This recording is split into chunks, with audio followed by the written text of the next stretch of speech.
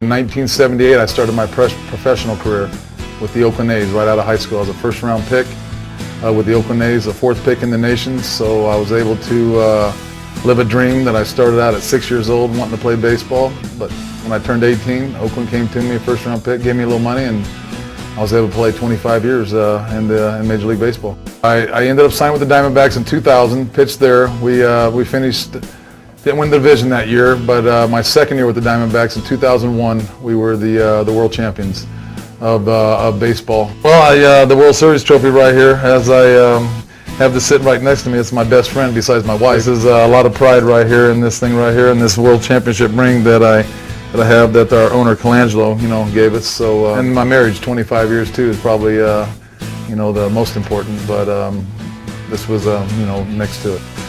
I met Blake Reese in 2002. After my career was over, and I was put in touch with Blake Reese through some friends out of, believe it or not, out of Scottsdale, Arizona. That's how I met Blake Reese. So I was in a little bit of a tough time to get, back on my feet, life after baseball, and he came to the rescue.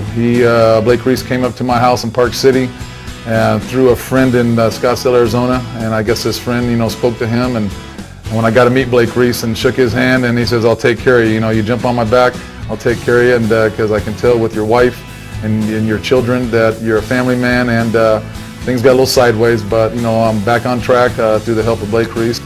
To go where I was, to play baseball, to have be on top of the world, and to finish my career a little bit, down here a little bit. So I guess there's some ups and downs with life, and but he was able to come to the rescue. Blake Reese was able to come to the rescue in terms of some investments for me that I was able to make a few $1 million on, and to put that away now and get things moving forward again. Because as I looked at my portfolio, it was looking a little rugged, life after baseball, but things are moving forward, and things are looking real good now for the Mo-Man family, the Morgan family. As my nickname in baseball was the Mo-Man, but it was through hard work and then believing in the system. Real estate, rental properties, real estate and rental properties and homes, and you build something, they will come. But my personal life, I was always happy-go-lucky when I was in the game. I got out of the game, I lost my character a little bit because my portfolio got a little bit sideways through an old financial advisor. Well, the first thing Blake said to me, let's worry about life first, so worry about your blood pressure, he said to me one day at lunch, and he said, let's worry about your blood pressure. You got a beautiful wife, 25 years, and your children, and so if you don't live first, you're not going to be able to, the money's not going to, mean anything. So first thing he said to me, let's take care of your blood pressure, let's get some good sleep, and then we'll crawl. You got to crawl before you walk, and you walk before you run.